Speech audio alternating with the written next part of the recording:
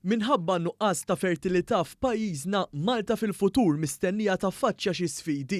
Għal dan id-Direttur Ġenerali tal-Uffiċċju Nazzjonali tal-Istatistika Etienne Caruana waqt diskussjoni dwar id-demografika ta' pajjiżna organizzata mill-Gwardjan tal-Ġenerazzjoni Futuri. Is-Sur Caruana spjega xi wrew l-aħħar statistiċi brabta ma' twelid u l-mewt. Qegħdin naraw kemm mill-barranin li jgħixu Malta u kemm il-Maltin stess qed naraw declining rates ta' fertilità.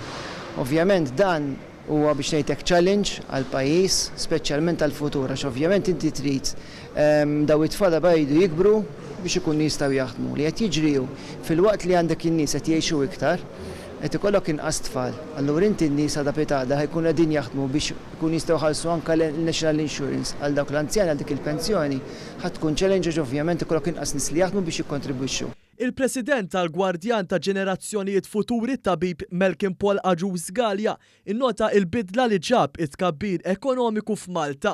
As the economy in Malta has expanded, its growth has in turn brought about changes in the living standards, consumption and investment.